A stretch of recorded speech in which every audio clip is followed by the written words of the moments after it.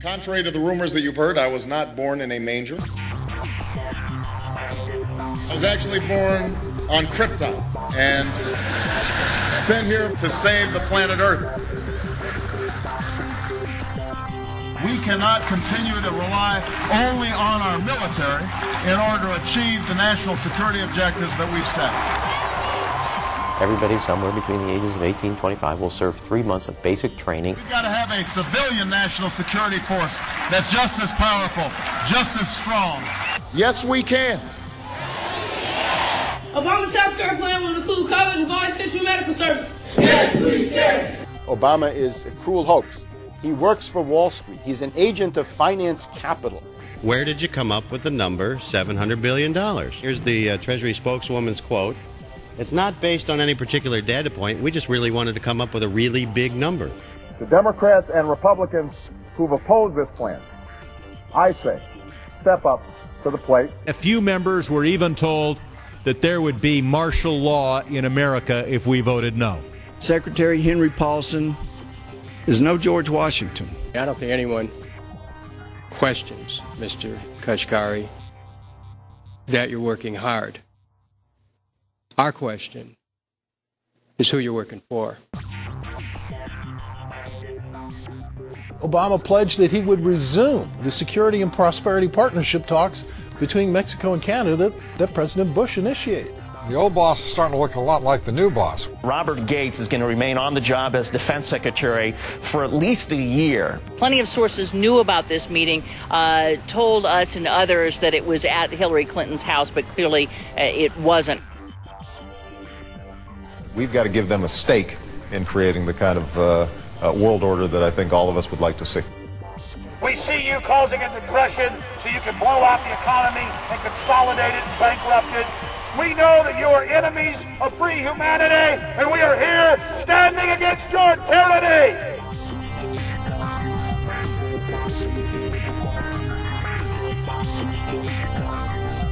The Obama deception. The truth strikes back.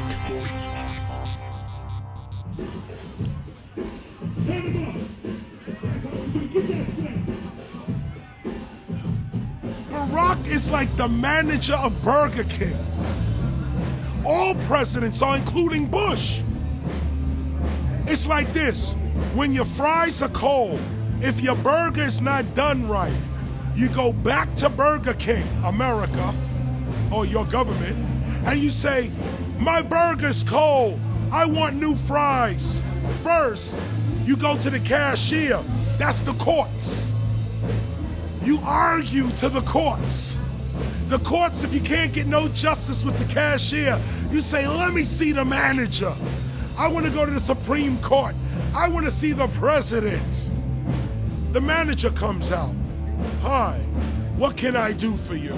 Now the manager can override the decisions of the cashier, but you never get to see the franchise owner of Burger King. If you really have a problem with your burger, you need to go see the franchise owner. We need to go to the top or to the bottom. We need to go to where the real architecture of government is. And it's not in a president. It's in a global scheme. Politics in America today is identical to pro wrestling. And what I mean by that is, in front of the cameras and the public, we all hate each other. I'm going to kick my opponent's butt. I'm going to whale him from here to high water and beat the crap out of him. Yet behind the scenes, we all are friends going out to dinner. Went to dinner together. And it's all a work. All intermarried. Show business. It's showbiz. And that's what you have today in politics. The Democrats and Republicans aren't really opposed to each other. Left and right mean nothing. The only thing that counts is, are you working for Wall Street or you're trying to defend the people against the financiers? It's pretty obvious that there's some gigantic financial institutions that have been pulling the strings of politicians in this country for a long time. And just the fact that we have it set up where they can donate millions of dollars to these guys' funds, these guys' campaigns. I mean, how do we not expect it all to go bad? America in 2009 was desperate for change. The past 8 years had been a disaster. Those weapons of mass destruction got to be somewhere. Maybe under here.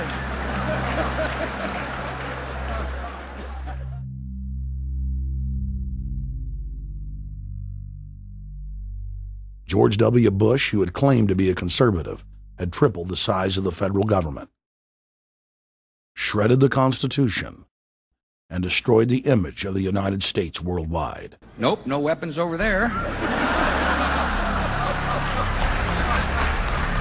Endless wars, over 1 million dead Iraqis, and more than 5,000 dead U.S. troops. The Patriot Act, warrantless domestic wiretapping and spying, the end of Posse Comitatus, the rise of the treasonous North American Union, a deepening recession sliding towards total economic collapse. These factors and other abuses had the American people in a state of panic for their future and the very existence of the United States. The elite were in trouble.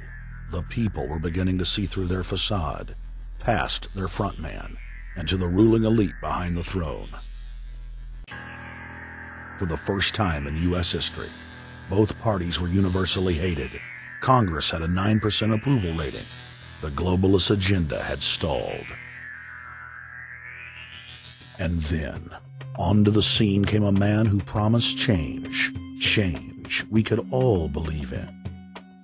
Barack H. Obama promised to end the war and bring our troops home fast. He pledged to uphold the Constitution and to stop the federal government from spying on the American people. Candidate Obama told American workers that he was going to get them out of NAFTA and GATT, and he's already breaking those promises. In this film, we will prove that Obama says one thing and does another, and that he works for the very same elite interests that Bush served, the very interest engineering the financial collapse and formation of a dictatorial world government. This film is not about left or right. It is nonpartisan. Our past documentary films are among some of the most damning indictments of George W. Bush and his administration that have ever been made. If humanity has any hope of effecting real change for the better, it will not come from the Madison Avenue false reality makers who have cast Barack Obama as the savior of the world. To alter our course from tyranny to liberty, to defeat the corrupt elite, we must get past the puppets and confront the real power structure of the planet. Now we can see a new world coming into view. A world in which there is the very real prospect of a new world order. Webster Griffin Tarpley is an accomplished geopolitical analyst and historian. Among his scholarly works are the unauthorized biographies of George Herbert Walker Bush and Barack Hussein Obama. Since Bush the Elder made his speech at the United Nations back in September of 1990 talking about the New World Order, I think I've become confused about what's actually going on in the world. The New World Order is a more palatable name for the Anglo-American world empire. It's the planetary domination of London, New York, Washington over the rest of the world. It's hard to get people to join that or think they have a part in it if you call it the Anglo-American world empire. If you call it the New World Order, then people in India or someplace like that or the European Union might think, well, there's something in that for us too. But that's not what it is. It's the Anglo-American New World Order. It's really the old world order. It's the British Empire morphing into the American Empire. The U.S.-British world empire is what you're going to get. Combines of powerful men have always battled with each other over the levers of power. Gerald Celente is recognized as one of the world's foremost trends forecasters and is the founder of the Trends Research Institute. People that are knowledgeable know that the fight that this country has been waging since its inception is for the central bankers not to take over the country. And that's why people like Andrew Jackson were elected. And that's why people revere people like Thomas Jefferson and others. The takeover has happened, and it's a corporate takeover. Agents of the Bank of England attempted to assassinate President Andrew Jackson on multiple occasions because of his resistance against a private central bank being set up in the United States. And it was something that Abraham Lincoln warned. And this is, by the way, why I believe he was assassinated. This is the Lincoln quote. "The money powers prey upon the nation in times of peace and conspire against it in times of adversity. It is more despotic than monarchy, more insolent than autocracy, more selfish than bureaucracy. I see in the near future a crisis approaching that unnerves me and causes me to tremble for the safety of my country. Corporations have been enthroned. An era of corruption will follow, and the money power of the country will endeavor to prolong its reign by working upon the prejudices of the people until the wealth is aggregated in a few hands and the republic is destroyed. Wall Street has killed Main Street." So I know how unpopular it is to be seen as helping banks right now, especially when everyone is suffering in part from their bad decisions. I promise you, I get it. Up until about the Kennedy assassination and the beginning of the war in Vietnam, the United States is a very powerful engine for world progress. It's the assassinations, the Kennedy assassination, and the others in the 1960s, the beginning of the Vietnam War, and the beginning of the absolute domination of the Wall Street Group over every other interest. Nobody else counts except the Wall Street money masters. That has now made the United States into no longer a force for progress, but something very different, often a force for destruction in the world. The military-industrial complex has taken over the country along with the Wall Street gang. If you look also at the people that Obama has put on his appointments list, it's all Wall Street. It's government of Wall Street, by Wall Street, and for Wall Street. There's nobody from heavy industry. There's nobody from the auto sector, nobody from Silicon Valley, nobody from big oil, nobody from defense, no labor, no women, no retirees, no small business, nothing. It's pure Wall Street. The only people who have a voice in Obama's councils are Wall Street finance oligarchs. That's all there is. Nobody else counts for anything under Obama. It's the most extreme Wall Street administration we've ever had. Before his death, President Woodrow Wilson apologized to the public, regretting that he had been deceived by a group of international bankers and the country's financial system had fallen into their iron grip via the Federal Reserve Act of 1913. Whether sought or unsought by the military-industrial complex, the potential for the disastrous rise of misplaced power exists and will persist. Dwight D. Eisenhower, he warned the people that the military-industrial complex was taking over the country. Only 3 years after leaving office, President Eisenhower's prophetic warning concerning the threat posed to our system of government by the military-industrial complex came to pass. President John F. Kennedy had enraged the entire elite network. Now, Kennedy was brought in as somebody who was expected to be a puppet. It was thought that his pro-Nazi father, Joseph P. Kennedy, the bootlegger, the speculator, would guarantee that Kennedy would be obedient to the establishment. They thought that Kennedy was a sex maniac who could be manipulated through all of this, but it turned out that through his personal suffering, Kennedy had discovered a personal sense of himself which went beyond just being a puppet, and he began to think about things like economic recovery, world peace, having a space program, making deals with the Soviets, cutting the Federal Reserve down to size, and a whole series of other things. Executive Order Number 11110, signed by President Kennedy, began the process of abolishing the private Federal Reserve. Kennedy was also pushing for real civil rights reform and had begun the process of pulling the troops out of Vietnam. The last time you had an actual president was Kennedy. The oligarchs took swift and decisive action. When John Kennedy attempted to take the government back from the robber barons, he was brutally murdered. The message to future U.S. presidents and leaders across the world was clear: do as you're told or die. John Fitzgerald Kennedy was the last true president of the United States. And until the globalists are removed from power, we will never have another real one. The other thing about the American presidency you've got to remember is that this is a puppet post. It's automatically going to be a puppet post. The idea that Obama is somebody who's going to come in and exercise real authority when he's obviously been chosen and given everything that he's got by these financiers. Presidents are now little more than corporate pitchmen who take all the political heat, while the controllers remain in the shadows, safe from public scrutiny. Hip-hop icon KRS-One is not just known for selling millions of albums. He has led a tireless crusade against youth violence and has been a strong voice for human rights. If they controlled it before, what makes you think they're not controlling it now? The country was on a verge of revolution. They threw a black man up. Now we like this. They give him the money, they give him the bundling, they give him vote fraud, they give him the media whores, they give him goons, they even have elected officials making threats to put people in jail if they criticize Obama in public. All of this is the mark of a puppet. And that means that he is a puppet, actually more of a puppet than anybody else, more of a puppet than Mrs. Clinton would have been, even more of a puppet than McCain. He's the maximum puppet that we've had certainly since Jimmy Carter. They put a black face on the New World Order, and now we all happy. KRS ain't buying it. In the real executive power structure, the president serves the military-industrial complex. It's self-owned by the international bankers. If there's a revolution, the population just throws out the prime minister or president.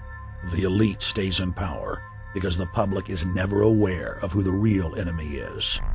In Evian, France in 1991, standing before the Bilderberg Group, the apex of the world government power structure, David Rockefeller defined the New World Order as a system of world government serving the international banking elite. For decades, the banker-owned media would attack anyone who dared to warn the public that a dictatorial world government was being constructed right under their nose, and that national sovereignty was being deliberately destroyed. And now, after years of denial, the media and the elite themselves are proudly announcing that not only is world government real, but is the answer to the financial crisis that they carefully engineered. Suddenly, the Wall Street Journal tells us that the North American Union is here, and that getting rid of the dollar for a common currency with Canada and Mexico is good.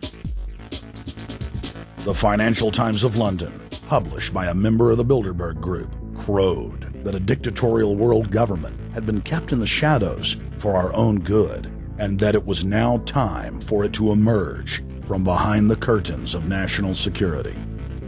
White House Chief of Staff Rahm Emanuel stated on record that they can't let this crisis go to waste. You never want a serious crisis to go to waste. And what I mean by that, it's an opportunity to do things that you think you could not do before. And Henry Kissinger, who gave Barack Obama his first job out of college, told national television that the economic collapse was a great opportunity to bring in the New World Order. He went on to say that Barack Obama was the perfect person to sell it to the world. But he can give a new impetus to American foreign policy, partly because the reception of him is so extraordinary around the world. I think his task will be to develop an overall strategy for America in this period when really a new world order can be created. It's a great opportunity. It isn't just a crisis. In June of 2006, our team traveled to Ottawa, Canada, to gather intelligence on the shadow government's agenda for the coming years. I think that's the Queen. Investigative journalist and best-selling author Daniel Estulin had been tracking the Bilderberg Group for more than 16 years.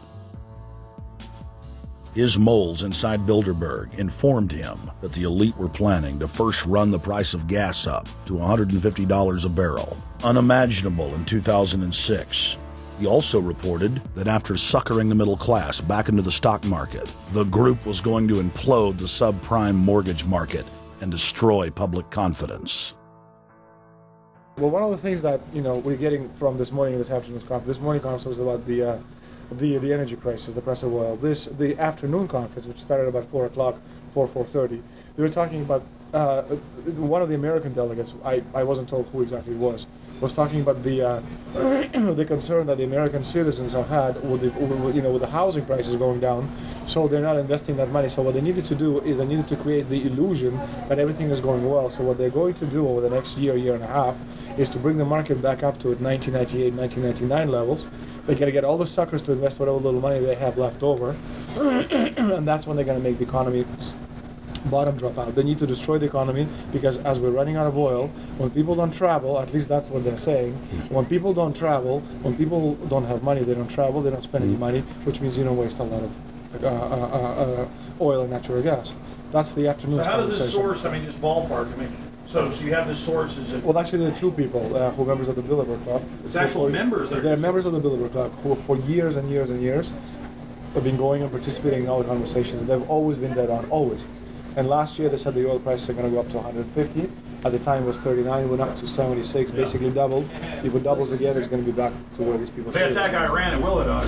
Year after year, Estelin and other reporters like Jim Tucker are able to report on future events with stunning accuracy, all because they know the agenda of the Bilderberg Group. The Bilderberg Group sits at the top of the world power structure.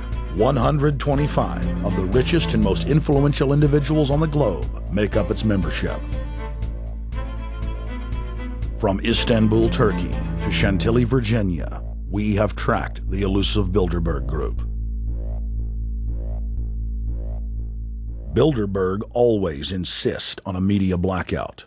By June of 2008, we had already figured out that Barack Obama was the elite's puppet of choice. The national media claimed that during the weekend the Bilderberg Group was scheduled to meet, that Obama had speaking engagements set for Chicago and the Midwest. We knew better. In a classic bait-and-switch, the Obama campaign told the press corps to get on Obama's campaign plane, and that Obama would join them on the flight to Chicago. Campaign staff then slammed the door shut. The fawning press had been shanghaied as Obama's campaign aircraft lifted off without Obama. Robert, why were we not told about this meeting and that the senator wouldn't be on our flight until the doors were shut and we were about to taxi to take off? Again,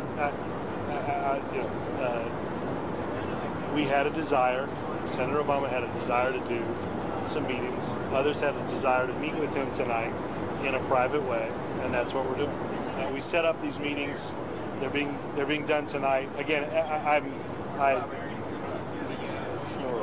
Is there more than one meeting? Is there more than one person with whom? I'm not going to get into all the details of the meetings. I don't know that I've got a ton more different answers for all of your questions. Obama wasn't going to Chicago. He had a meeting to attend, a secret meeting. Initially, it was believed that the secret meeting took place at Clinton's Washington, D.C. home. Obama's spokesman denied that, but won't confirm where the former rivals met. He also declined to comment on their topics of discussion. For a day and a half, the mainstream media engaged in a wild goose chase, trying to find out where Hillary and Obama had gone. 3 cover stories later, the corporate press had to admit they had no idea where the two candidates had gone. And to this day, Clinton and Obama aren't talking. Plenty of sources knew about this meeting, told us and others that it was at Hillary Clinton's house, but clearly it wasn't. In 2008, the trail led us to the Westfields Marriott Hotel, right outside Washington, D.C. We just flew into Washington, D.C. We're driving to the Westfields Marriott. Tomorrow, the hotel's closed throughout the week into the weekend for the Bilderberg Group meeting. We're going to check in the night before. They're going to kick us out tomorrow. So we're going directly into the belly of the beast. The hotel will be filled with at least 5 spy agencies: CIA, Defense Intelligence, Mossad, European Union Security. We checked into the Westfields Marriott 48 hours before hotel guests were scheduled to be thrown out ahead of the annual meeting. The building was nestled in the heart of the military-industrial complex, with the National Reconnaissance Office and Raytheon just a stone's throw away.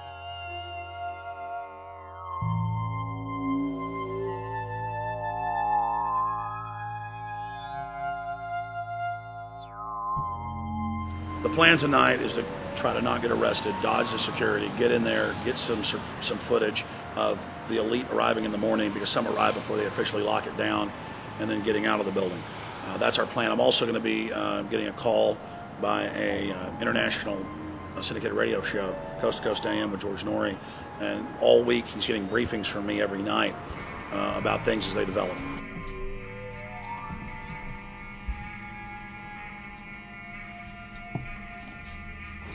George, we're sitting here in the room. As the phone rings with your producer, Tom Danheiser, to put me on, the fire alarm goes off. So everybody is exiting the building. I know this is a setup. They timed it exactly when this happened. Open the door. I want them to hear the fire alarm. Open the door. I want people to hear this live to the 16 million people listening.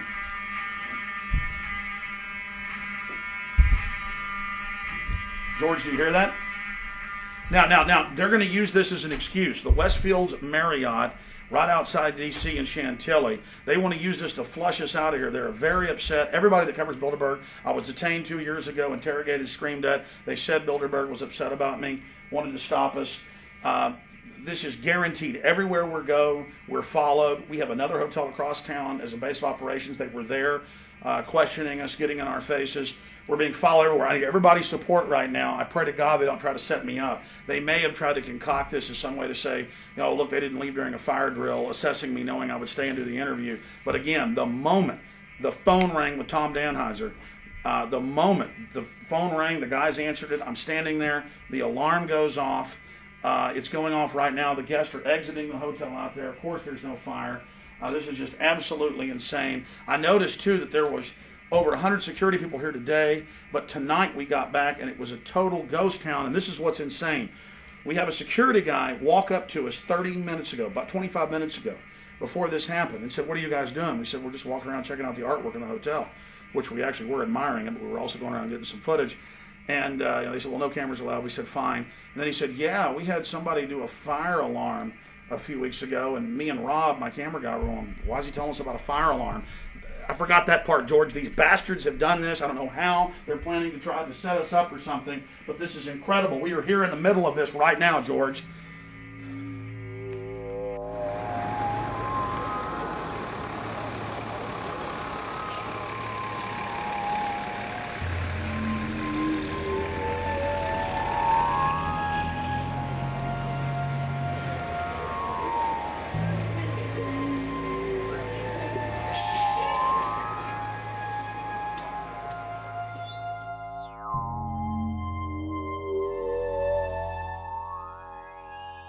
There you go. Stay there. Keep it locked.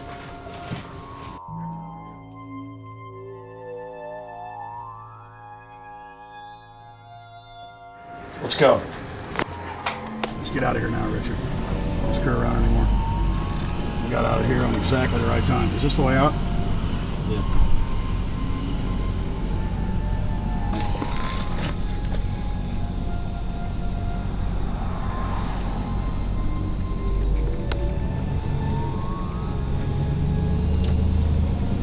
We got a car right behind us.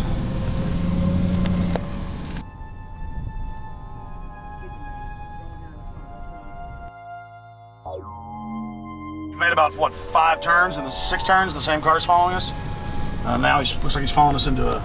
He came out of Bilderberg, he came out of the Westfield. He's being a little bit subtle, but... Not too. So there he is. That's him over there in the blue car. Yeah.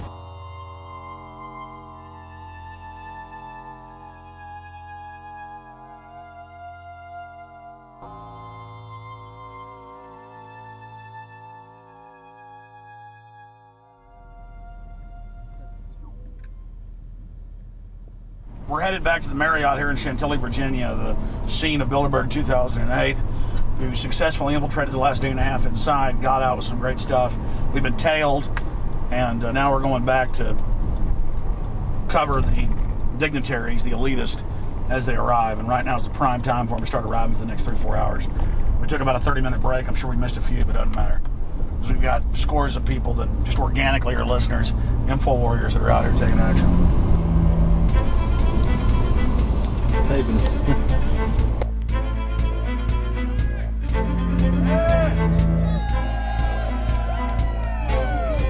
Yeah!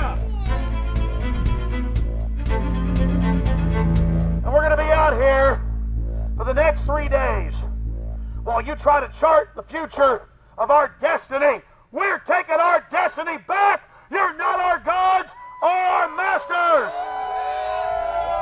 We witnessed at least 7 convoys of armed Secret Service entering the Westfields Marriott, and internal sources confirmed that both candidates did attend at least one meeting inside the conference. While the Bilderberg Group was 100% successful in 2008 at keeping their name out of the mainstream media, they did not fare as well when it came to the exploding independent press. During the entire 2-day event, anti-New World Order protesters and alternative media encircled the hotel. You are being exposed everywhere! From David Rockefeller, from John Edwards, from Bill Clinton. Your game of secrecy is over! You're gonna pay! Get him! It's up close! You piece of filth! You piece of trash! This is Bernanke, man! Bernanke, you're going down!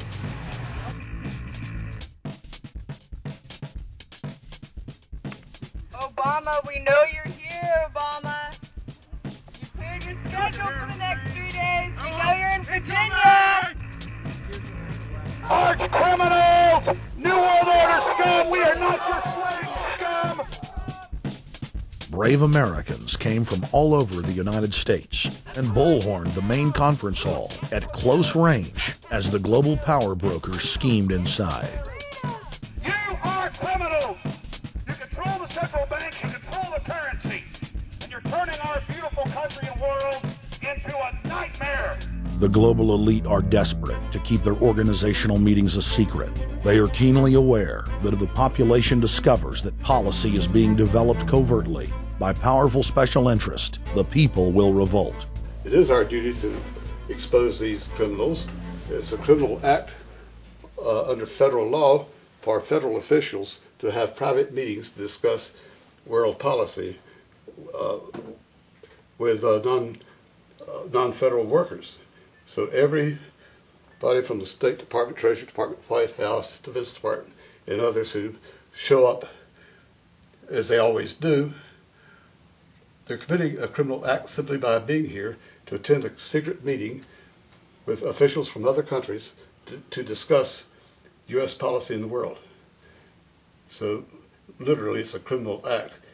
And every newspaper, every broadcaster has a patriotic duty to expose these scum and the evil they project. The election primaries served as a great diversion, while the true future course of the nation was being set behind closed doors.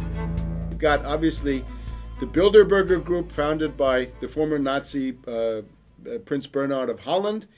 You've got the Trilateral Commission, founded by David Rockefeller's Zbigniew Brzezinski. They're the ones who ran the Carter administration. Everybody in the Carter administration, from Carter and Mondale and Volcker and Brzezinski, were all members of the Trilateral Commission. Founding member of rap sensation Public Enemy, Professor Griff, gave us his view of the Obama phenomenon. Barack Obama's been given a pass by the Blue Bloods. He's been given the okay by certain secret societies for them to let him in. I truly believe imperialism and fascism needs a facelift. And that facelift is going to have to be black. And the reason why I believe that, simply because I think they're trying to go into Africa. Well, they're already in Africa. But they want to totally control all the natural minerals that they're going to need to carry themselves into the 21st, 22nd, and 23rd centuries. You follow me? So I think they have to go through a phase of galvanizing the masses of dark-skinned people that truly believe that change needs to come, but the change that they're talking about is not necessarily change for the better as far as the masses of the people. It's probably a better change for them. It's not going to change for us, the little man on the totem pole. And no one looks at the agenda. As long as he positions himself right, have the right tie on, have the right smile, repeats the slogans over and over and drives it home, the average American is just going to swallow it hook, line, and sinker. And we don't even know what the agenda is. Writing in his 1964 book, With No Apologies, Senator Barry Goldwater said, The Trilateral Commission is intended to be the vehicle for multinational consolidation of the commercial and banking interest by seizing control of the political government of the United States. The Trilateral Commission represents a skillful, coordinated effort to seize control and consolidate the four centers of power: political, monetary, intellectual, and ecclesiastical. What the Trilateral Commission intends is to create a worldwide economic power superior to the political governments of the nation-states involved. As managers and creators of the system, they will rule the future. Bilderberg issues executive decisions and prime directives to its subdirectorates for implementation. The Trilateral Commission takes the Bilderberg Group agenda and executes it through regional roundtable groups throughout Europe, Asia, and the Americas. The Council on Foreign Relations serves as the managing roundtable group in the United States sector. The Council on Foreign Relations has dominated every administration since the days of FDR. The way in which they make policy and rule is that they are a polycentric oligarchical system.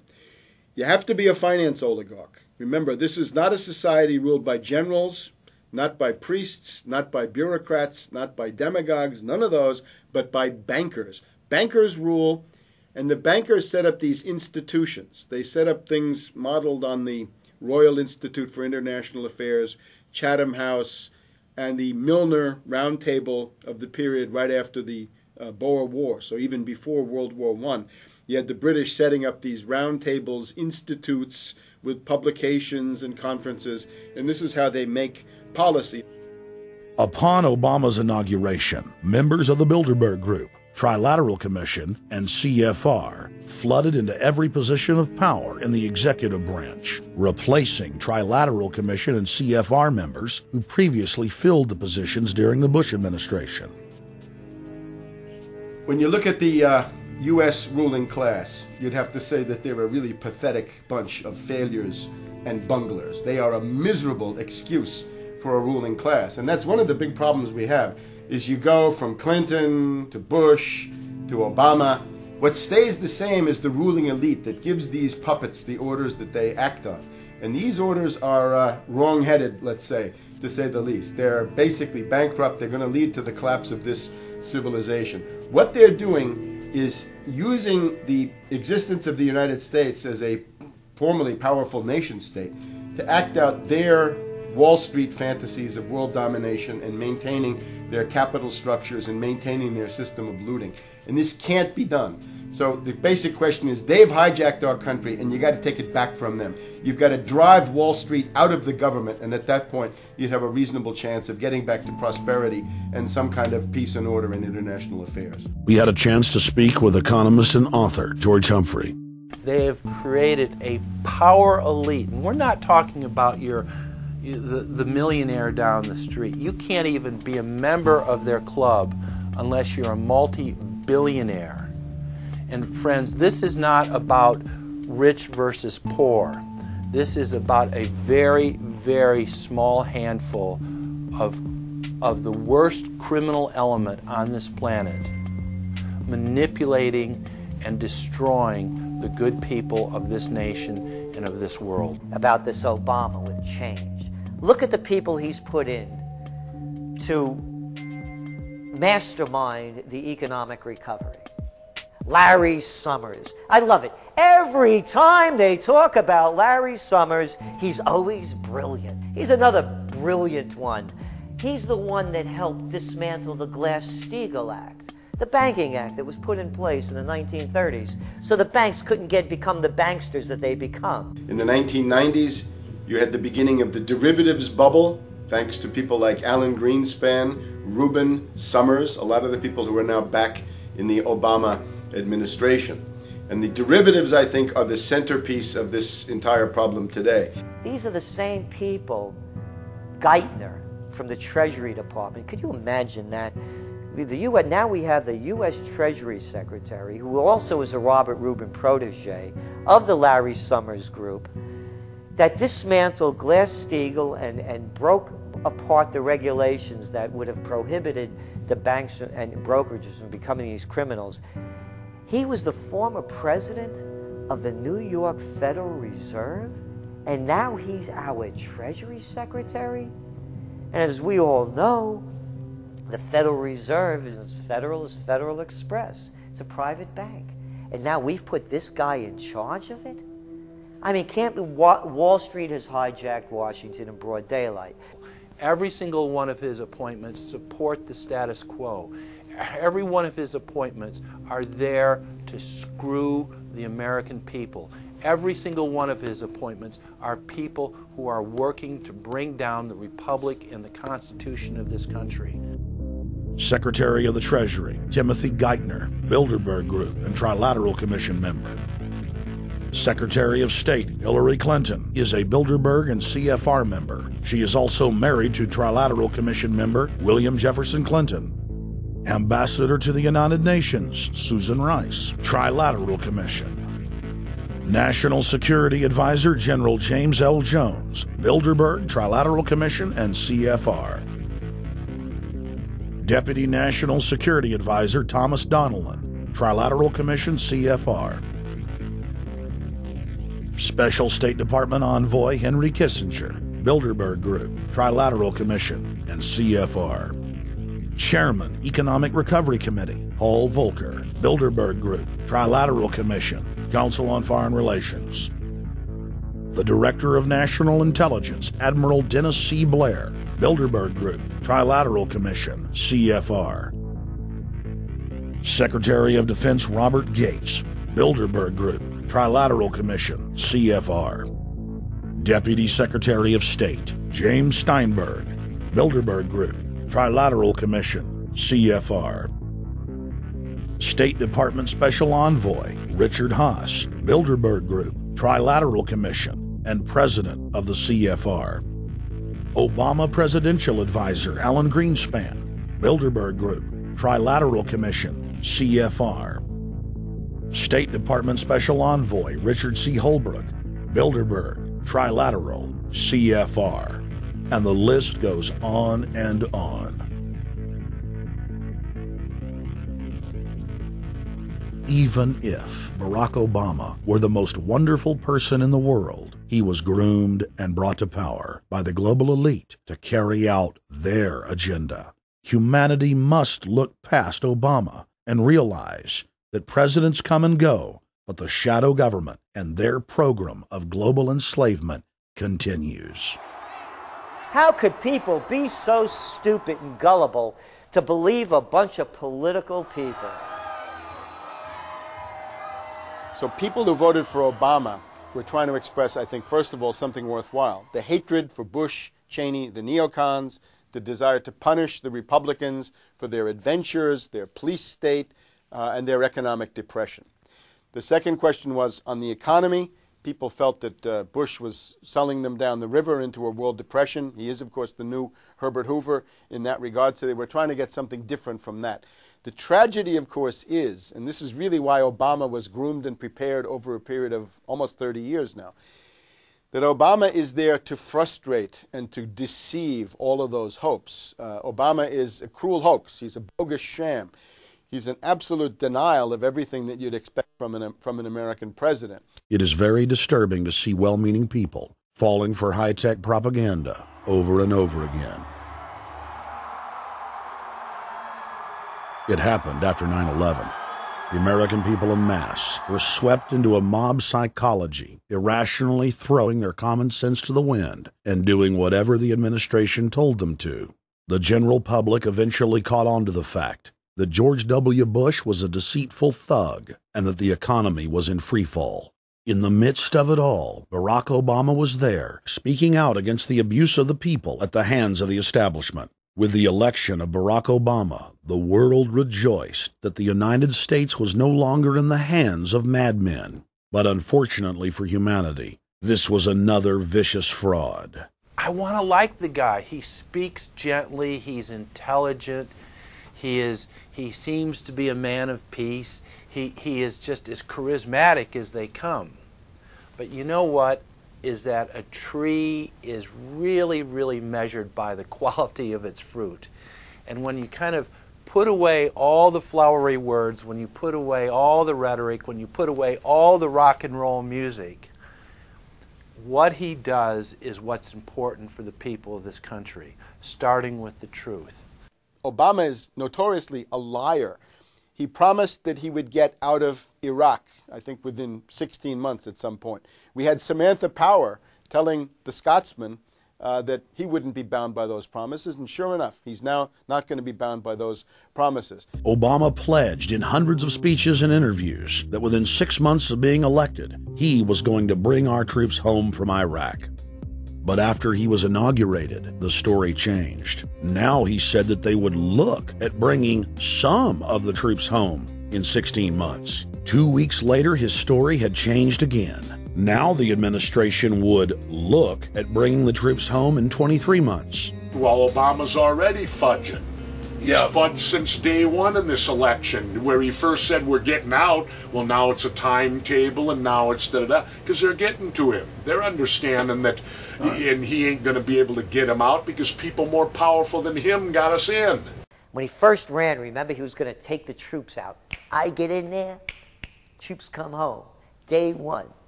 There is no military solution in Iraq, and there never was. I will begin to remove our troops from Iraq immediately. And then that went to 16 months. And now he's going to add, they're saying, another 30,000 or more troops to Afghanistan. Next, he sent 30,000 more Marines to Afghanistan, doubling the total number of forces in the crosshairs. Barack then announced that he was going to move missile systems into Eastern Europe to encircle Russia. But after all, what should we expect after he kept Bush's Secretary of Defense Robert Gates?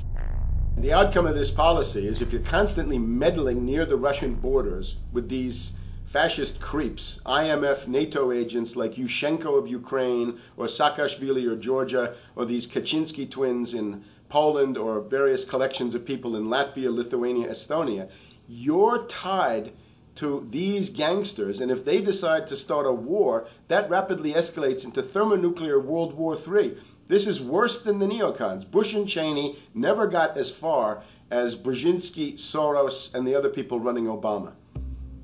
Barack Obama swore that he would vote to repeal the Patriot Act, but then he voted for its reauthorization. Obama decried the Bush administration's illegal warrantless wiretapping of the American people. Then he voted to legalize it. Obama pledged that he would filibuster any attempt to give retroactive immunity to the telephone companies, the telecom companies, except he then turned around and voted for that bill. Most people don't know, for example, that he voted to reinstate the Patriot Act and more government wiretapping. Candidate Obama told desperate factory workers in speech after speech that he was going to renegotiate NAFTA and GATT to make it more fair for American workers. It is absolutely true that NAFTA was a mistake. But then his campaign was caught sending out memos to top corporate leaders, telling them not to worry and that it was just campaign rhetoric. We had Obama saying, you know, I'm against free trade. I don't like NAFTA and all those free trade sellouts. We had Austin Goolsbee going to the Canadian diplomats and saying, don't mind him. He's just popping off. That's just election era rhetoric. Doesn't mean anything. Presidential candidate Barack Obama was publicly criticizing the North American Free Trade Agreement in a bid for votes, but privately telling Canadian officials not to worry about it. He said that he was going to bring us peace in the Middle East. He said that he was going to bring us transparency and a balanced economy. He said that he was going to not have lobbyists. He said he was going to clean up government. He said he was going to work for the environment. And point by point by point, within the first month of his inauguration, he has lied and deceived and cheated the American people.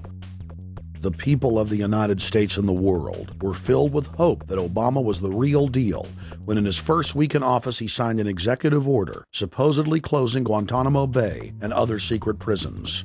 Then the press actually had a chance to read the executive order and were shocked to find that the executive order only said that Obama was thinking about closing Guantanamo in a year.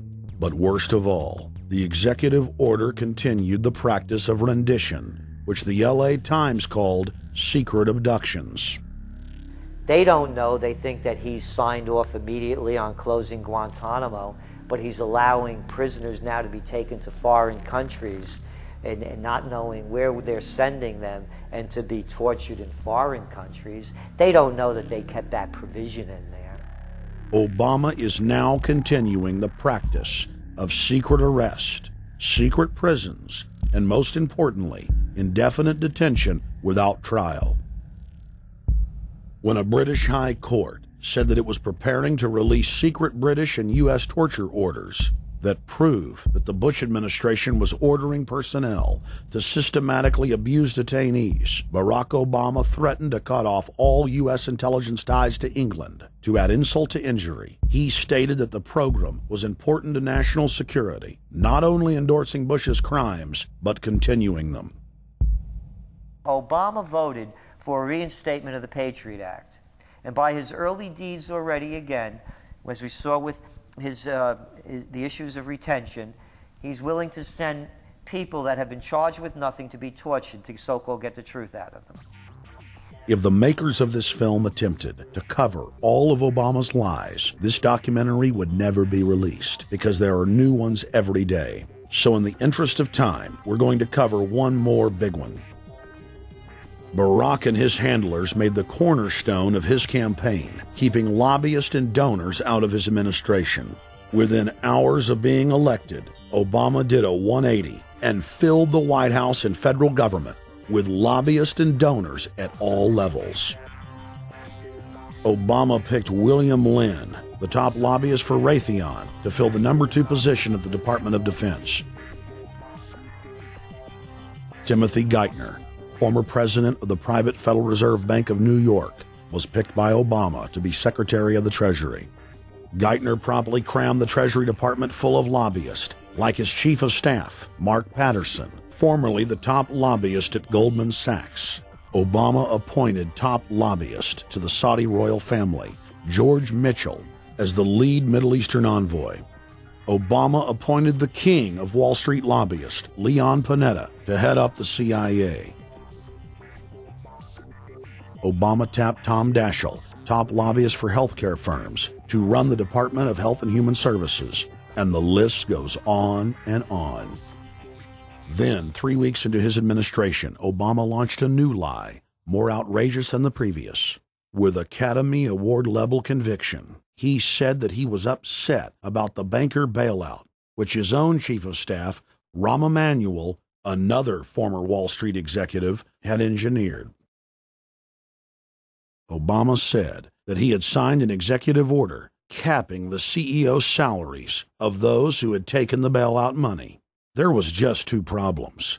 All the major banks and brokerage firms were exempt, and the new order only dealt with any future bailouts. And those were to be on the honor system. What gets people upset, and rightfully so, are executives being rewarded for failure.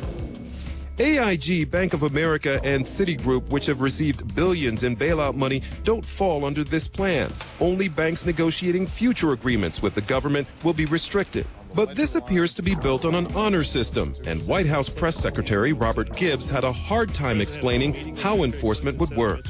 Well, let me get, I will get clarification from Treasury on that. Generally speaking, this is already the biggest liar and the biggest disappointment that we've seen in recent history. And again, qualitatively beyond the rather low standards set by Bush the Elder and Clinton in terms of delivering on promises.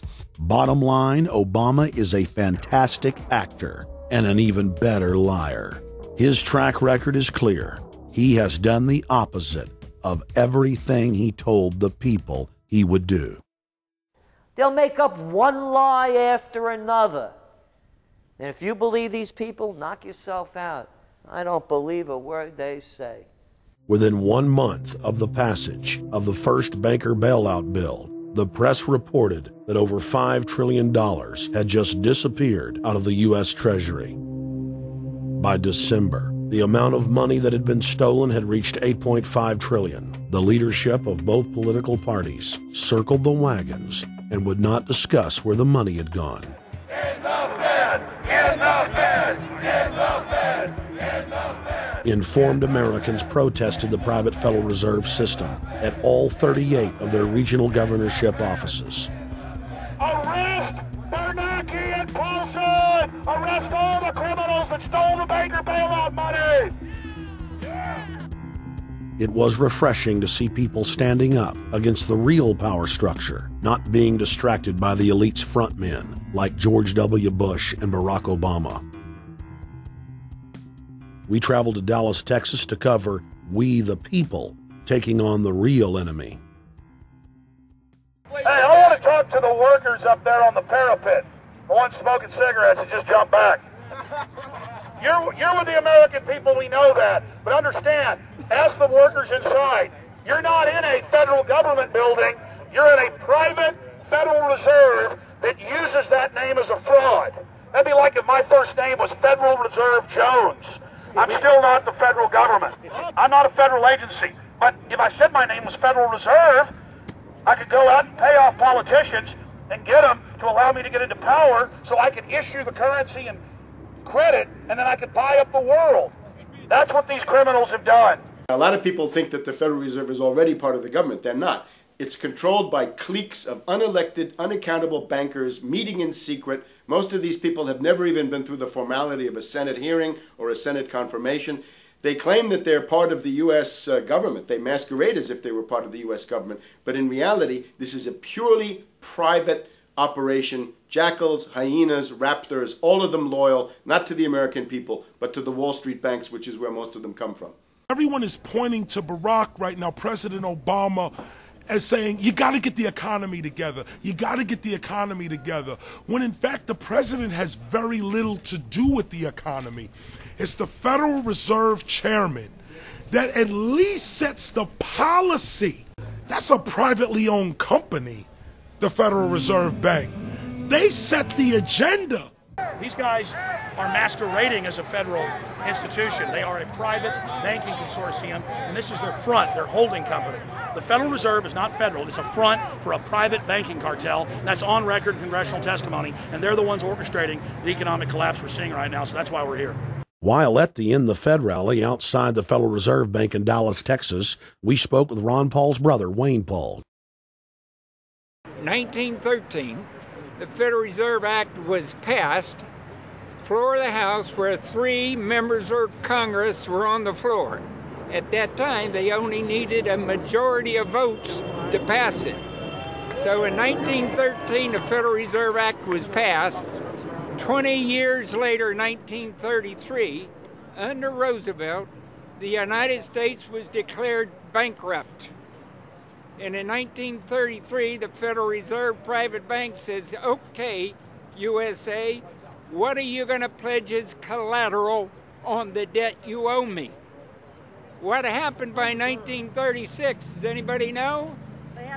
We instituted Social Security system, and you and I and our children and our children's children were pledged as collateral on the debt of our government to the Federal Reserve. And that's where we're at today.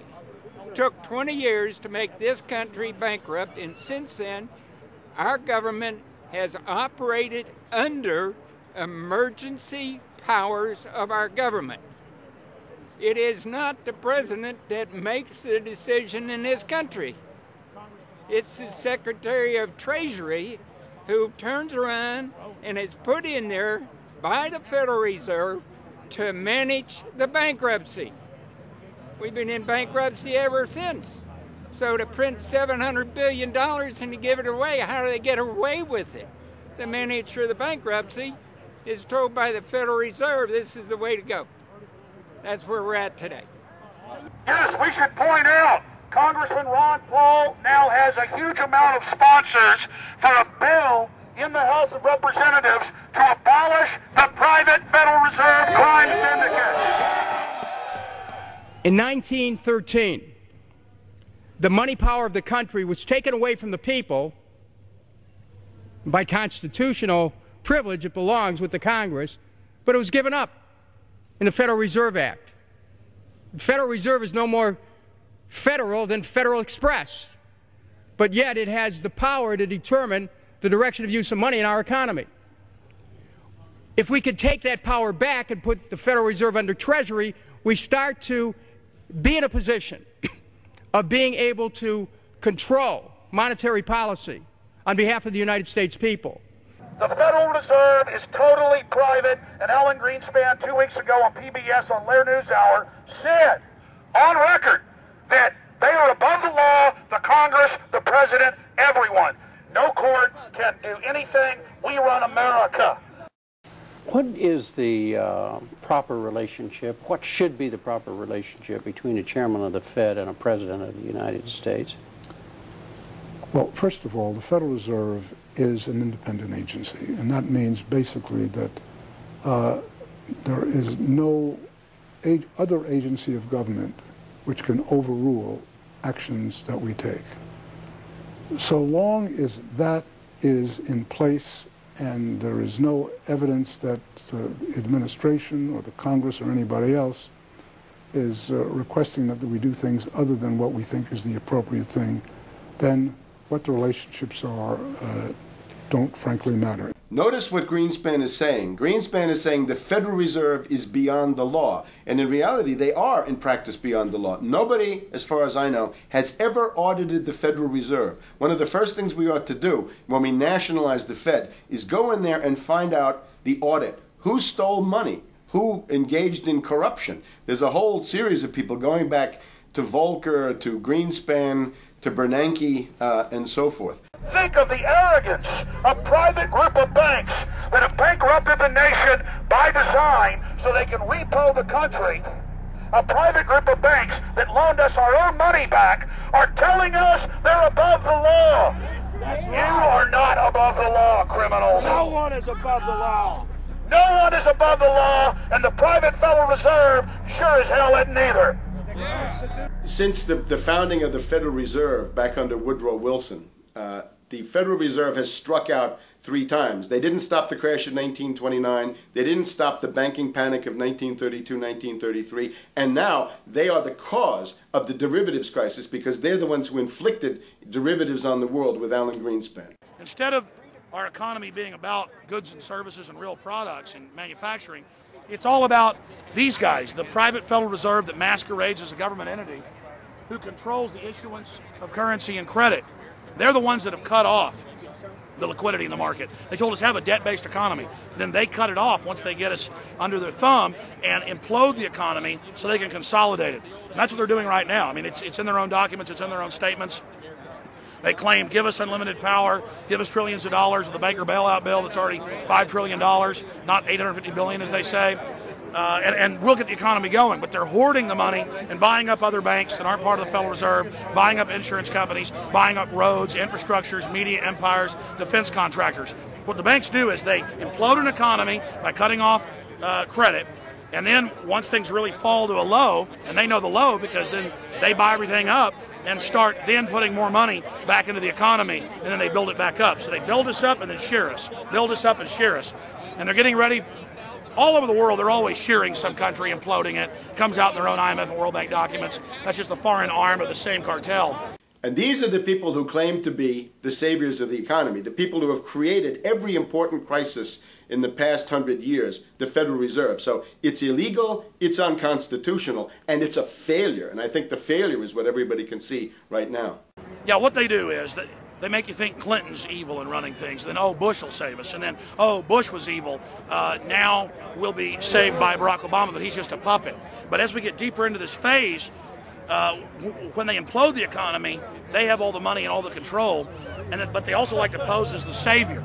So Obama is meant to be the savior during the Depression, and he'll save us with a 1 million person, he said, is bigger than our military, domestic spy force, a 3 million person environmental spy force.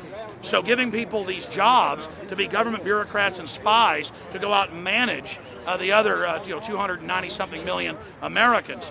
And so this is classical fascism. The communists also do it. Any vertically integrated command and control authoritarian system does this. So they're openly following what the same group of banks did in Germany, Russia. It's in the Communist Manifesto to have a private central bank, because the private central bankers actually wrote the ideas that they had Marx and Engels put out. People go, well, why would the banks want communism? It doesn't exist. They rape us, they consolidate us, they put us into work brigades, they make us slaves, and they say it's a people's paradise. Look at it, boy, you're really doing good. And then they transfer all the wealth of the nation offshore. The globalists are outside all the nations. That gives them safety, and they play countries off against each other. And so that's what we're facing and dealing with. And so they're bringing in classical, hardcore tyranny in the U.S., but we have the internet.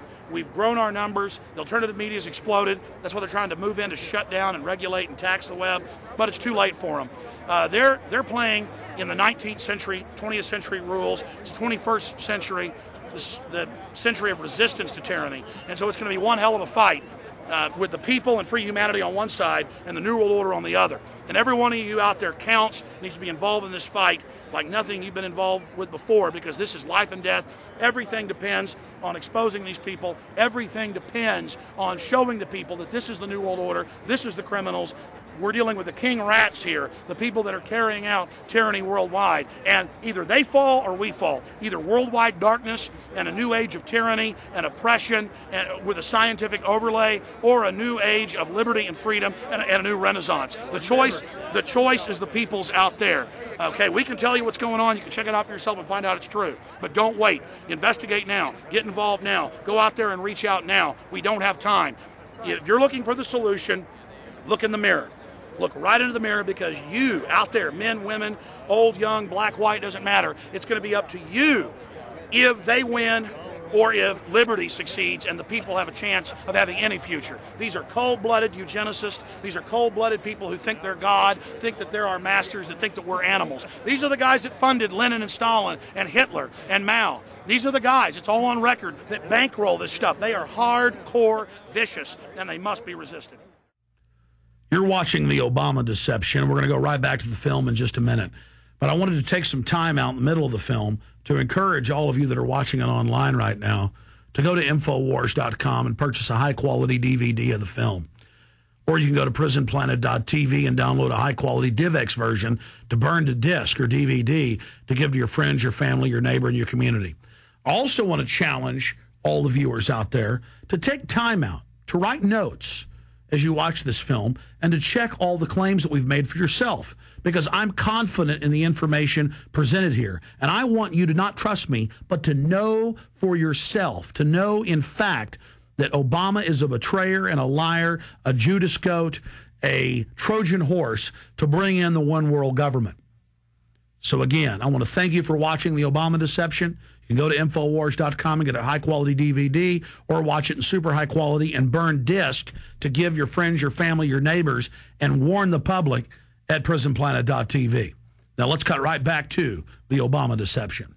Up until about the Kennedy assassination and the beginning of the war in Vietnam, the United States is a very powerful engine for world progress. It's the assassinations, the Kennedy assassination, and the others in the 1960s, the beginning of the Vietnam War, and the beginning of the absolute domination of the Wall Street Group over every other interest.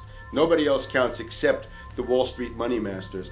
That has now made the United States into no longer a force for progress, but something very different, often a force for destruction in the world. That doesn't need to remain that way. The interest of the American people is to fight to take your government back from Wall Street and make the United States a force for progress in the world, which we easily could do if we could just break the power of the people behind Obama. The main banks of Europe, which were started by Adam Weishaupt and Rothschild, the Banque Nationale de Paris, the Bank of England, the Bank of Italy, have all financed the messianic and war leaders of the last 200 years. Napoleon, Lenin, Stalin. They backed Adolf Hitler. They backed Franklin Delano Roosevelt. And they are backing right now Barack Obama. The banking cartel had established a beachhead in 1913 through the Federal Reserve Act. In 1947, they set up a parallel shadow government through the National Security Act. From 47 on, the national security state began the long process of absorbing federal and state bureaucracies, while at the same time undermining the constitutional power of Congress and dominating the executive branch. By controlling the issuance of currency and credit, the private Federal Reserve was able to buy up most of the Fortune 500. And if a company wouldn't sell, the bankers would unleash federal regulators to run them out of business. Private central banks in Europe, the United States, and England took taxpayer money and loaned it at over 30% interest to third world nations. The bankers would then bribe the leaders of those countries not to pay back the loans. Their third world puppets would sign agreements stating that when the country defaulted, the banks would be given all the natural resources and infrastructure of the once sovereign lands.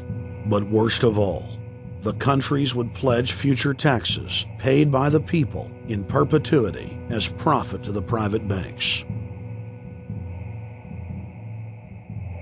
By the year 2000, there were few nations that had not fallen to the designs of the money power. The globalists were now ready to start their final phase of world government takeover, the destruction of the Western nations' economies. To carry out their final takeover, they first removed banking regulations like the Glass-Steagall Act in the late 1990s. This allowed their front companies to issue unlimited credit to the world and to set up colossal Ponzi schemes, the likes of which the world had never seen. The scams were advertised by the controlled corporate media as completely legitimate. Because of the fantastic returns, private investors, corporations, state and local governments invested heavily. They had taken the bait, hook, line, and sinker. To destroy confidence, in late 2007, the bankers themselves began to badmouth the scams they had created. Next, the central bankers cut off the tsunami of fiat money that they had been using to pump up the bubble. When Congress and the public refused to write the finance oligarchs a blank check, the bankers began to engage in financial terrorism. They said that the world would go into another Great Depression unless their demands were met, further destroying confidence. The stock market instantly had its biggest one-day loss in history, but even that wasn't enough to force Congress to capitulate to the offshore banks. Senator Inhofe of Oklahoma and Congressman Brad Sherman of California, amongst others, told the world that the entire Congress had been threatened with martial law by the White House and the Treasury Department if they didn't pass the so-called banker bailout bill. The only way they can pass this bill is by creating and sustaining a panic atmosphere. That atmosphere is not justified. Many of us were told in private conversations that if we voted against this bill on Monday, that the sky would fall, the market would drop 2,000 or 3,000 points the first day, another couple thousand the second day, and a few members were even told that there would be martial law in America if we voted no. That's what I call fear-mongering. Unjustified. The final version of the bill was kept secret from the Congress until minutes before the vote on October 3, 2008. The Federal Reserve had promised total transparency, that every dime would be accounted for. To Democrats and Republicans who've opposed this plan, I say, step up to the plate. Let's do what's right for the country at this time, because the time to act is now. To prevent the possibility of a crisis turning into a catastrophe. After its passage, the public learned with horror that the bill was really a financial coup d'etat by Wall Street. The bill didn't just give $700 billion to the banks. It was a blank check. And as of February 2009, $9.7 trillion has disappeared into a black hole. Within 24 hours of its passage, Secretary of Treasury Henry Paulson said they were no longer going to use the money to unfreeze the mortgage market by buying bad debt. We went to Congress. Illiquid assets look like the way to go. As the situation worsened, the facts change. I will never apologize for changing an approach or strategy when the facts change. Paulson has, in the meantime, admitted that the subprime mortgage crisis is not the cause, really, of the breakdown of the entire world banking system and the bankruptcy of most of the banks in London and in Wall Street. He said, oh, we're going to buy up toxic assets, but we're not going to worry about subprime mortgages. What he's talking about is derivatives. Derivatives are the center of the crisis. He went on to say that where the money was going was a secret. I believe that banking institutions are more dangerous to our liberties than standing armies. If the American people ever allow private banks to control the issuance of their currency, first by inflation, then by deflation, the banks and corporations that will grow up around the banks will deprive the people of all property until their children wake up homeless on the continent their fathers conquered. The issuing power should be taken from the banks and restored to the people, to whom it properly belongs. Thomas Jefferson, 3rd President of the United States. Secretary Paulson came in with the Vice President and Fed Chairman Bernanke and made all these assurances that there was absolutely a critical, immediate need to get rid of the corrosive derivative products, all the different names for this, ubiquitous, sub-S, retraded credit default swap, blah, blah, blah, blah. Okay? But they talked about them as though they knew what the hell they were. You got the money and you immediately said, what items, what auction? Now, the Treasury just basically cut that out of the bill. And what we have here is a situation where banks are hoarding the money that they're getting from the TARP. They're using the money to purchase other banks. And all of a sudden, the Treasury sent a signal to the banks, forget about it. We're going to give you the money that you want, and you do what you want with it. Unless you direct it specifically, it's not going to happen. I don't think anyone questions, Mr. Kashkari, that you're working hard. Our question is who you're working for. Throughout its passage, President Bush and Senator Obama worked in tandem to get Congress to pass the bill without even having time to read it, despite the fact that in major polls, 98% of the American people were against the bill. The leadership in both parties were for it.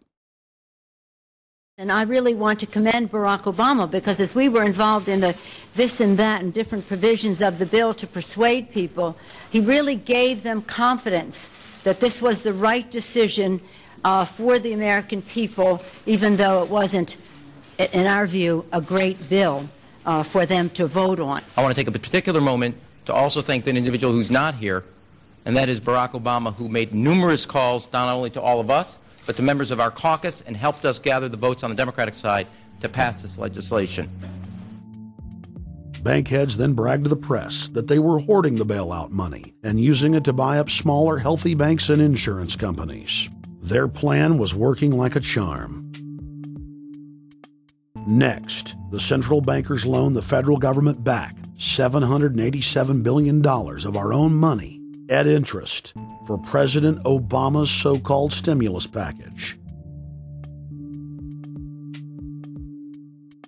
And just like the banker bailout, Congress was given less than an hour to read the 1,070-page-plus stimulus bill. Barack Obama, who had pledged on the campaign trail to wait 5 days before a bill could be voted on so that the Congress and the people could have a chance to read it, said that the stimulus was too important and it had to be passed before anybody could see it or read it, or the crisis would turn into a catastrophe. Doing little or nothing at all will result in even greater deficits, even greater job loss, even greater loss of income, and even greater loss of confidence. Those are deficits that could turn a crisis into a catastrophe, and I refuse to let that happen. After its Friday passage, in gangster fashion, President Barack Obama took a 4-day vacation and said that there was no rush to sign it. The spending bill was really a takeover bill, designed to further federalize the states and to pay off rich donors that had donated to both parties. As the world slid deeper into depression, the bankers celebrated the fire sale that they had created. I believe the phrase burdens of the office is overstated. You know, it's kind of like Why me? Oh, the burdens, you know. Why did the financial collapse have to happen on my watch? It's just pathetic, isn't it? Self-pity. And I don't believe President-elect Obama will be full of self-pity. With their access to unlimited fiat capital, they could now buy up sectors of the world economy not already controlled by them. For over a century, the Anglo-American establishment had worked to bring the world system to this point. Artificially engineered global bankruptcy. In an address before the Trilateral Commission in June of 1991, David Rockefeller laid out the elite's ultimate goal. The supranational sovereignty of an intellectual elite and world bankers is surely preferable to the national autodetermination practiced in the last centuries. Now that the bankers were holding the world hostage, they issued their ultimatum. The only solution to restart the global economy would be to set up a planetary government ruled by a new Bank of the World, a Bank of the World owned and controlled by them. Suddenly, hundreds of prominent publications announced the solution, the people's only salvation. Time magazine, in an article titled The New World Order, said that the new super bank would control the world's currencies and set interest rates, and that the new bank would, quote, knock the heads of bad countries like the United States. At a meeting of central bank heads and finance ministers dubbed Bretton Woods II, the plan for world government was unveiled by the very bankers that had engineered the collapse. Formerly sovereign countries would now pay their taxes directly to the banking cartel. Hundreds of new carbon taxes, controlling every facet of human activity, would only be the beginning. Now all the elite had to do was to sell the public on accepting the final phase of their takeover. And it's Obama's job to sucker the public into standing down so the bankers' agenda can move forward unhindered. Never before in U.S. history has the media gotten behind a president like they are behind Obama. The press has pulled out all the stops, bestowing a crown of infallibility upon Obama as the savior of the people. The elite are betting everything they've got on Obama's charisma and hoping that he can sell the world on their program of tyranny. Yes, there have been differences between America and Europe. No doubt there will be differences in the future. But the burdens of global citizenship continue to bind us together. A change of leadership in Washington will not lift this burden. In this new century, Americans and Europeans alike will be required to do more, not less. Partnership and cooperation among nations is not a choice. It is the only way. We've got to give them a stake in creating the kind of world order that I think all of us would like to see. In truth, Obama is not simply continuing George W. Bush's policies. He is radically expanding them. I thank President Bush for his service to our nation. This film has documented the painful fact that Barack Obama's agenda is the complete opposite of what he has claimed it to be. Now we will reveal what Barack Obama and his controllers' true agenda is. Number 1. Bring the United States under the complete regulatory control of a private offshore superbank known as the Bank of the World. More than 100 new taxes are now being developed under the umbrella of curbing greenhouse gases. The new taxes will be paid directly to the private bank consortium. At the producer level, taxes will be paid on farm animals' flatulence. At the consumer level, there will be carbon taxes on all forms of meat, beef, poultry, pork, and fish. All cars will be fitted with satellite tracking boxes that will tax driving by the mile. And an added tax will be placed on all fossil fuels, including motor oil and natural gas. All plastic products will have a carbon tax added. Outdoor space heaters and fireplaces are to be taxed. All electricity produced by coal-powered plants will be taxed. Under the cap-and-trade system, citizens will be forced to pay taxes on thousands of products to private cap-and-trade services owned by Al Gore and other elitists. There will be taxes on light bulbs, water, trash pickup, air travel, train travel, bus, ship, medicine, steel production, mining, clothing, laundry, asphalt are just a few of the new taxes to be levied. But to truly transform our economy, to protect our security and save our planet from the ravages of climate change, we need to ultimately make clean, renewable energy the profitable kind of energy. So I ask this Congress to send me legislation that places a market-based cap on carbon pollution and drives the production of more renewable energy in America. That's what we need.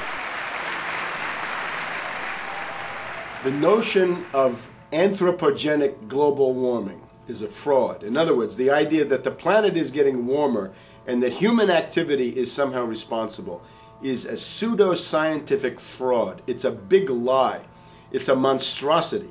Remember the Nazis, they had race science, race hygiene. They said Aryan blood is different from any other kind of blood. This was, of course, idiocy, a fantastic piece of nonsense. Today, we got something similar.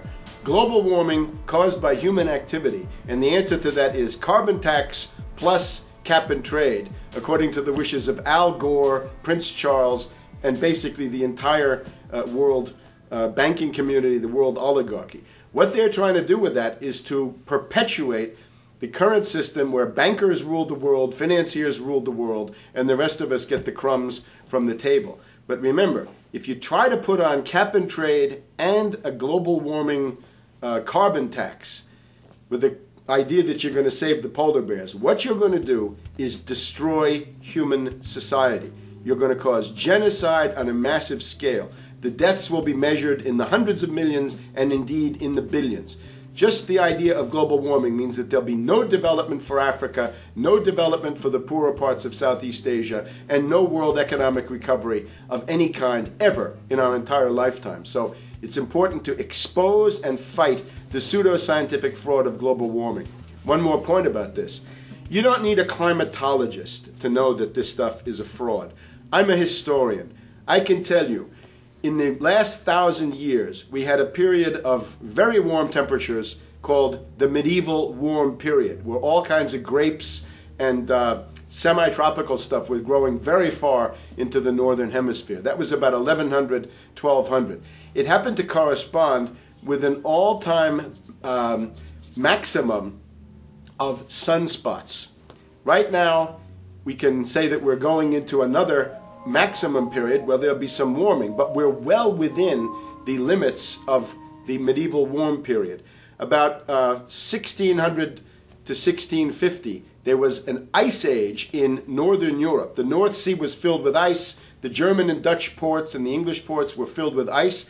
That corresponds to an all-time minimum of sunspot activity, the Spörer minimum and the Maunder minimum. So this has largely got to do with solar activity. We can see that other planets, not just the Earth, are warming slightly as a result of increased solar activity. But we're well within the minimum. So what the oligarchs claim to be an open and shut scientific case is a piece of pseudo-scientific nonsense, and it should be rejected. Number 2. The social engineers are fully aware that the Obama craze will wear off quickly, so they are racing to put in place the most oppressive police state control grid in human history. 20,000 battle-hardened regular Army troops are now being deployed to patrol the streets of the United States. FEMA is now building giant camps in every region of the country, and the Congress has introduced bills like the National Emergency Centers Act, H.R. 645, which merges local governments and the police under federal control. And as we all know that have watched these things, they're ready for the riots. With these detention centers that are being opened up around the country, with state police training for riot control in the event of economic calamity and food riots, they know what's going on and they're prepared for it. So people better also prepare for it themselves. Anyone that's not prepared for what's going to happen, they deserve what they get, because there's enough information out there pointing to the problems. and they should take all precautionary actions. Next, Obama ordered the Defense Department to issue DoD Directive 1404.10, establishing a 1 million person civilian army under his control. Simultaneously, Obama launched USAService.org. The new website deceptively masquerades as a federal agency, but in reality is a recruiting tool building a separate, completely private army outside of government that takes orders directly from Obama's controllers. Barack Obama has refused to rescind Presidential Decision Directive 51, signed by George W. Bush. The directive plainly states the president is a dictator and that Congress is ceremonial. We cannot continue to rely only on our military in order to achieve the national security objectives that we've set. We've got to have a civilian national security force that's just as powerful, just as strong, just as well funded. President Obama and his Chief of Staff, Rahm Emanuel, have repeatedly stated on the record that all Americans below the age of 64 will be forcibly conscripted into federal service. Citizenship is not an entitlement program. It comes with responsibilities. Everybody somewhere between the ages of 18 and 25 will serve 3 months of basic training and understanding in a kind of civil defense. Now, it doesn't always have to be service in uniform. One of the things that if you talk to our generals, they are desperate for is a civilian counterpart to our military forces. So is this compulsory then? Well, you have to, in a sense, it's a required of everybody, 18 to 25, 3 months, and at some point at that point you do it. Obviously, I'm not going to say perfect legislation. We'll work that process through. You could do it during a college summer, you could do it after Anytime. high school. If you have a demagogue with a fanatical mass movement of personality cultists who is imposing the program of a group of extreme bankers and finance oligarchs, that's fascism. Obama's transition site, change.gov, proclaimed that middle school and high school students will be forced to serve the federal government. Fascism is gutter up, streets up, hooligans, thugs, fervently idealistic students, swarming adolescents, just the kind of thing you see around Obama. The way you get a population to enslave itself when the police and the army are no longer enough to do that. So I think that's if you're a left liberal, it's time to open your eyes to that. All young Americans between the ages of 18 and 24 will be conscripted into a paramilitary domestic security force. If Obama has his way, adults and seniors will also be forced into other forms of service for the betterment of the homeland. Number 3, disarming the American people. Obama operatives in the Congress have introduced more than 10 bills that would end the Second Amendment as we know it. H.R. 1022 would allow the new Attorney General Eric Holder the dictatorial power to ban any gun he wishes at will. In 2008, before the Supreme Court, in the D.C. gun ban case, District of Columbia versus Heller, Holder argued for the complete disarmament of the American people and that only the military should own firearms. H.R. 257 would ban all youth shooting sports, including YMCA and Youth Olympic shooting clubs. H.R. 45 would force all gun owners to undergo federal psychological screening, registration, and testing to keep their firearms. White House Chief of Staff Rahm Emanuel has proposed the extrajudicial banning of any American on the fraudulent no-fly list from owning any firearm. That is, if you are on the no-fly list because you are known as maybe a possible terrorist, you cannot buy a handgun in America. Over 25,000 Americans are added each month to the no-fly list, which numbers over 1 million people who have not been charged or convicted of any crime. It's a case of mistaken identity for a 5-year-old boy from Normandy Park. He had trouble boarding a plane because someone with his same name is wanted by the federal government. King 5's Mimi Jung is live at SeaTac Airport to explain. Mimi. Lori, it's hard to believe that a 5-year-old could be considered a threat, but that's exactly what happened here at SeaTac last week when Matthew Gardner showed up for a flight to LAX. then they cry and chatter. As 5-year-olds go, Matthew Gardner is about as harmless as you can get. But when he and his mom checked in for their flight at SeaTac last week, Matthew was considered the criminal. If you're on that no-fly list, your access to the right to bear arms is canceled because you're not part of the American family. You don't deserve that right. There is no right for you if you're on that terrorist list. And even though this Matthew Gardner is only in kindergarten, TSA workers still conducted a full-blown search. They searched all of our belongings. They took everything apart piece by piece. Nadia Counter says it wasn't easy being treated as a possible threat to national security. I picked up my child to give him a hug and tell him, it's okay, we're doing fine. And they reported to me that I was not allowed to touch him. He was a security risk, and they had to research me to make sure that I had not obtained any materials from him.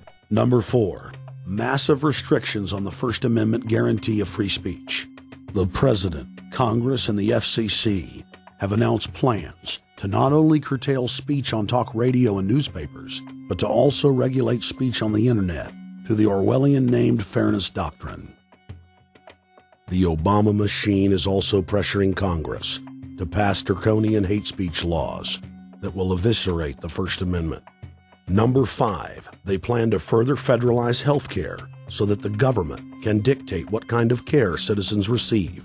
Modeled after the British system, this includes rationing care and restricting what procedures the handicapped and elderly are eligible for.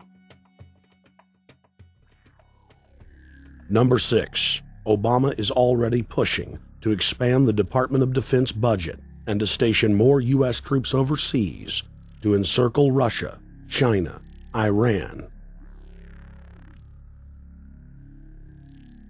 as well as setting up bases in Africa under the pretext of humanitarian aid, and dominate and occupy Africa through AFRICOM. So we're taking your phone call, seeing what you think of Barack H. Obama. Is he a Judas goat? Is he a front man? Is he a betrayer? Let's go to Anthony in Georgia. Anthony, what's your take on Barack Obama? They put the face of Barack Obama as part of their public relations because it's like in the old folk tales about vampires. A vampire cannot force his way into somebody's house. It's against some kind of metaphysical law. So the vampire has to persuade the resident of the household to open the door and invite him in. So they're going to look at the peephole at Barack Obama, which looks like them and appears to be on their side. They're going to say, okay, here's my ally. Let me open the door and let me let this person in. And then Barack Obama is just, of course, a front man for the American empire, where he's going to have the entire U.S. Navy, the entire U.S. Army, and the entire U.S. Marines under AFRICOM command. And, of course, he's going to turn it into a new Iraq, and he's going to turn it into a new Afghanistan. Every operation that you see going on in Iraq and Afghanistan is going to propagate to the poor countries of Africa. And well, sir, I agree with you. Sir, I agree with you. They're looking to the people. They see a handsome, smiling African face. He's all, hey, I'm from Kenya. And then it's a total bait and switch. But it's the same thing here in the United States where they would get sellout Native American chiefs to sell out their people. This is the oldest trick in the book. And he can also pacify the most downtrodden minority groups in the United States. And he's saying, hey, get ready for sacrifice. Get ready to lose your standard of living. They're like, yay, I love Obama. They could never get away with this with a John McCain. Obama basically does a couple of things. One is, again, this idea, kick the Chinese out of Africa. Kick them out of Sudan where they get oil. Kick them out of Zimbabwe where they get raw materials. Start a civil war in Congo, another big source of raw materials. Al-Qaeda, an arm of the U.S. intelligence community, is now active in Algeria, Tunisia, Morocco. You've got a destabilization going on in Kenya around Odinga. That's Obama's cousin. This is a guy who has two children. They're Obama's niece and, nephew in a broad sense. And one of them is named Raul, and the other one is named Winnie, after Winnie Mandela, who did the necklacing and political assassinations in South Africa. So this Odinga is essentially a CIA destabilizing operation in Kenya, and he's got a Odinga Islamic Alliance to crush the Christians in Kenya, but this also reaches into Ethiopia, it reaches into Uganda, Congo, Tanzania, and a whole bunch of other countries in that region. So all of Africa is a battlefield in flames between the U.S. and the Chinese, with Obama leading the charge to kick the Chinese out for geopolitical reasons. Number 7, radically expand federal control over family farms and ranches through the Animal ID and Premises ID system. Number 8, accelerate the merger of the United States with Canada and Mexico under the Security and Prosperity Partnership. He is also accelerating the transfer of remaining federal authority to unelected quasi-governmental bodies like the World Trade Organization. Number 9, Obama must convincingly play the part of the president and convince the people of the United States that the buck actually stops with him. This is critical to the globalist master plan, because in 4 to 8 years, Obama must take the blame, as Bush did, for the New World Order's horrific agenda. At that point, the elite will put a new puppet in the ceremonial seat of power and build him up as the savior, only to tear them down again. And so the process is repeated over and over. For their program to work, it is essential that the people not learn that the presidency is now nothing more than theater, because if they did, the people would stop looking at the pawns and start looking for the king. Through this system of deceit, the elite's criminal agenda can continue forever because the people waste all of their political energy debating the media spectacle instead of investigating the globalist agenda. Number 10, it's Obama's job to sell the public on globalist policies that aren't in the people's best interest. But the overlords have many salesmen. His most important function is to protect the criminal oligarchs from prosecution while they loot the economy worldwide, start new wars, and engage in torture. They're called Generation O, and they were the key to Barack Obama's White House win. During the campaign, Barack Obama used the internet like no other candidate before him, harnessing the energy of millions of his supporters. But the question now is, what to do with this young, eager, energetic army? This gives Barack Obama and his administration contact information for so many people, so next time he needs to push his legislation, he can contact all these people. Kennedy-esque. I feel as though this was like when John F. Kennedy was elected. Shouting, smiles, and tears. It was the scope of Obama's victory that was most impressive. I saw a photograph of Obama playing basketball. And I said, you know what? I see him as a leader, and that's the world that's in his hands. Own a piece of history, commemorating the day the world changed forever. His confident smile and kind eyes are an inspiration to us all. In summation, Barack Obama is a Madison Avenue created fad. All of the crazed Obama worship, being pushed by the corporate media, is scientifically designed to capture the public in a net of peer pressure mass euphoria. If the New World Order can just distract the public for a few more years, the elite can finish constructing their police state control grid. Now, a lot of times, we don't want to know the issue. Right. We don't want to know the issue. We feel, what do you call this thing where you get this false sense of gratification, but because a black man is in office, everything's going to be all right. No, everything's not going to be all right. Yeah. Until you look into the agenda and what the Democratic Party has been about, is about, and will be about, regardless if Barack Obama is the president or not. And that's real. Barack Obama is the perfect Trojan horse. He makes the people feel like they finally have a place at the table, even as he betrays them.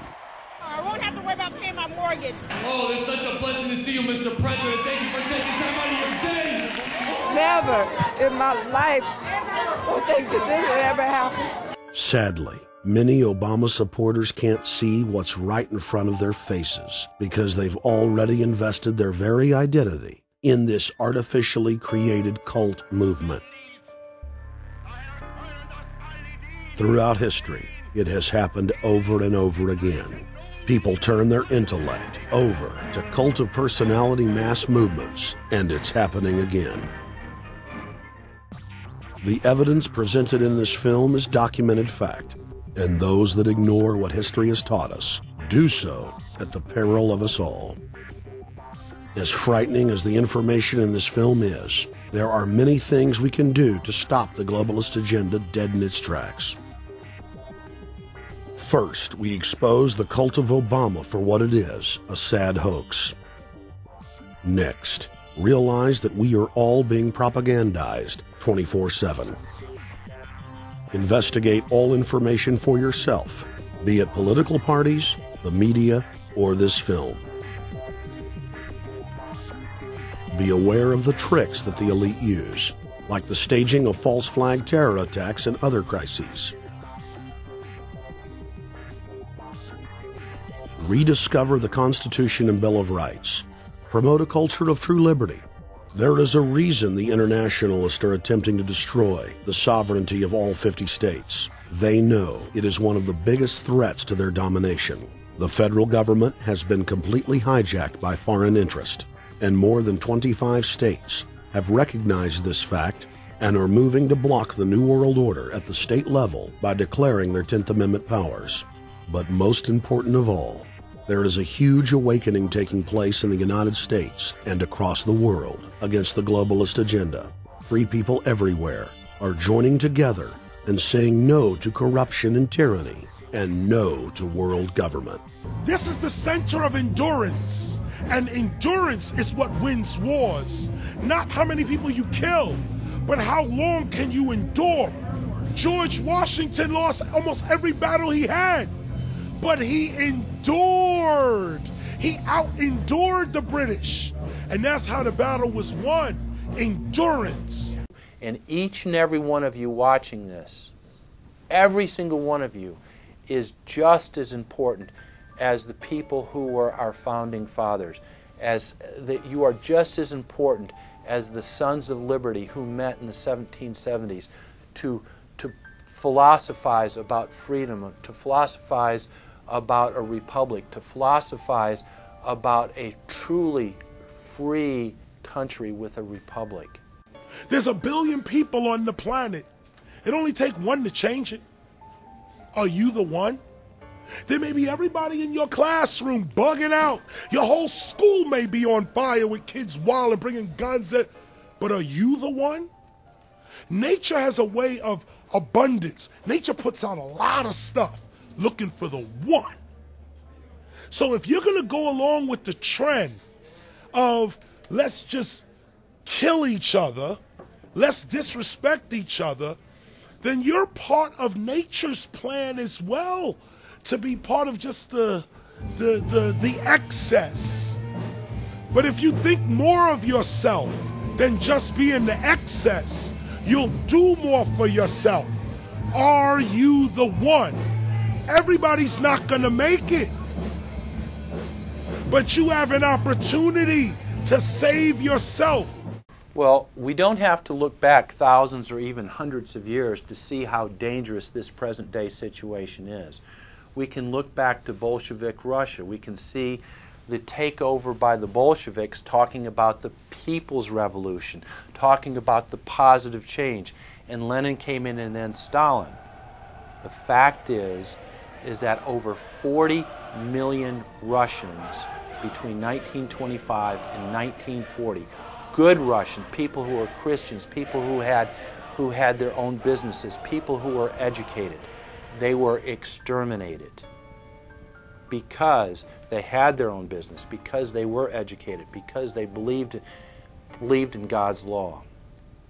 We can look over at Germany. Germany was in a very, very terrible economic situation, and this very charismatic leader called Adolf Hitler comes in. He makes the roads good, and he promises a better life for the people. And within 10 years, you see a completely nationalized, centralized, dictatorial situation where millions and millions of people were exterminated. And then we can go to Maoist China. Mao came in, he promised change, he promised a better life, and within 5 years, 60 million Chinese were exterminated. They don't teach that. They don't teach that in the schools these days, and it wasn't that long ago. And I pray to God that this will not happen in the United States. And the way it won't happen is if you and your friends and all of us together take action to say no. This country is too precious. It's too wonderful. It's too good of a place to lay down as a victim. Greatness could arise once we break the shackles of the government that's holding us back. One thing America has more than any other country is an entrepreneurial spirit. One thing we have more than any other country is the ability to be innovators. You know, if I was born in Italy, I wouldn't be the trend forecaster I am today because I would have been locked into a culture of thinking one way. We have that freedom of expression and freedom of thought that could free us to create greatness again if Big Brother doesn't come down on us harder. Humankind is at a historic crossroads. The forces of globalism are marching towards absolute despotism. Look in the mirror, count the cost, and decide, are you going to let history repeat itself? Or will you stand tall with freedom lovers everywhere and stop the completion of a world dictatorship?